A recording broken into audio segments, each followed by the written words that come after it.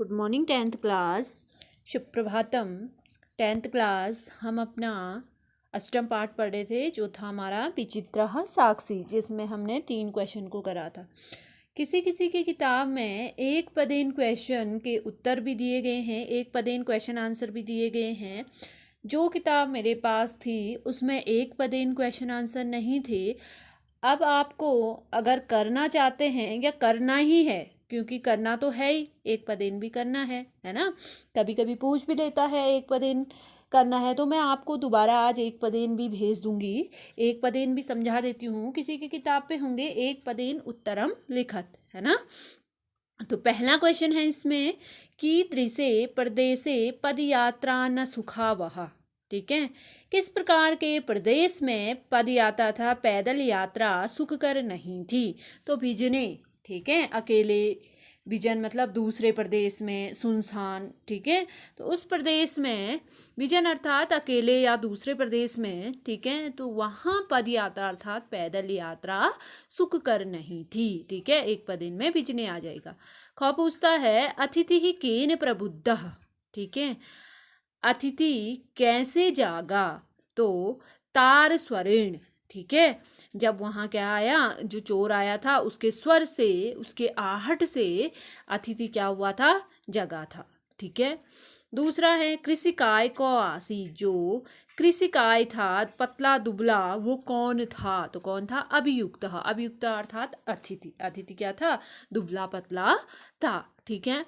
अगला है न्यायाधीशः कस्मै कारागर दंडम आदिष्टवान। ठीक है, न्यायाधीश ने किसको कारादंड अर्थात कारावास की सजा दी। ठीक है, कारादंड दिया। तो किसको दिया, आरक्षी को दिया ना, जिसने चोरी करी थी। तो आरक्षणम। अगला है कम निकषा मृत शरीरम आसीत। कहाँ, किसके पास मृत शरीर अर्थात मरा हुआ शव जिसे बताया जा रहा था, तो वो कहाँ पे था। तो कहाँ पे था, राजमार्ग में। ठीक है, कहीं राजमार्ग में एक मृत शरीर बताया जा रहा था। ठीक है, तो एक पदेन भी आप कर लोगे अपनी कॉपी में। अगला क्वेश्चन है इसमें संधि विच्छेदम चौकुरुत। संधि जहाँ पे विच्छेद की होगी वहाँ पे आपको संधि करनी है, और जहाँ पे विच्छेद होगा वहाँ पे आपको जहाँ पे संधि विच्छेद होगा वहाँ पे संधि करनी है। ठीक है, तो पहला कौ दिया है पदाधिरेत। ठीक है, तो यहाँ पे संधि विच्छेद करोगे पदाति धन एव। ठीक है, पदाति एव। अगला है निशा अंधकारे। तो निशा अंधकारे में हम करेंगे निशाधन अंधकारे। ठीक है। अगला है अभिधन आगतम अभ्यागतम। संधि क्या हो जाएगी इसकी, अभ्यागतम। ठीक है। अगला भोजन धन अंते भोजनांते। ठीक है। फिर है चौरो अयम, चौरह धन अयम, चौरह अयम। ठीक है।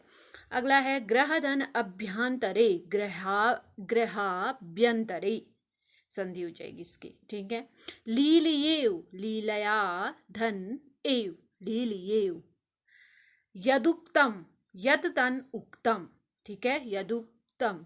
अगला है प्रबुद्धः धन अतिथि, प्रबुद्धो अतिथि। ठीक है, प्रबुद्धो अतिथि। तो ये थे हमारे संधि और संधि विच्छेद। ठीक है। अगला क्वेश्चन है इसमें हमारा अधोलिखितानि पदानि भिन्न भिन्न प्रत्ययानि सन्ति तानि पृथक् कृत्वा निर्दिष्टानां प्रत्ययानां धयं प्रत्ययानाम अधः लिखत। ठीक है।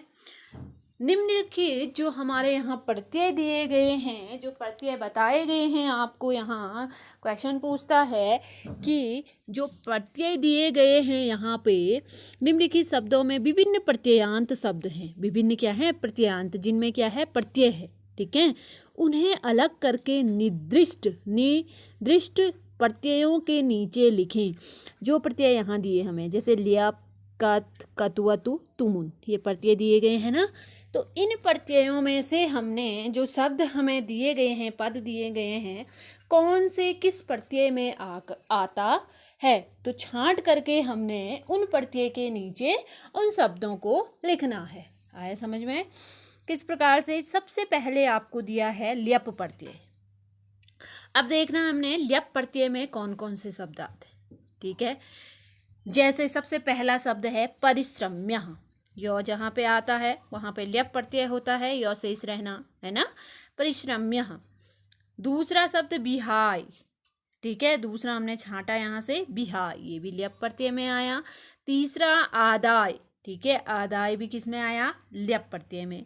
चौथा समागत्य, तो समागत्य भी हमारा किस में आया? ल्यप प्रत्यय में। इस प्रकार से ही हमने अन्य प्रत्ययों को छांटना है। तो ल्यप प्रत्यय में हमारा आ गया परिश्रम्य, विहाय, आदाय, समागत्य। ठीक है, अगला हमारा आता है कत प्रत्यय। ठीक है, तो कत प्रत्यय में क्या क्या? जैसे प्रस्थितः। ठीक है, प्रस्थितः ये कत प्रत्यय में आया। प्रविष्टः कत प्रत्यय का है।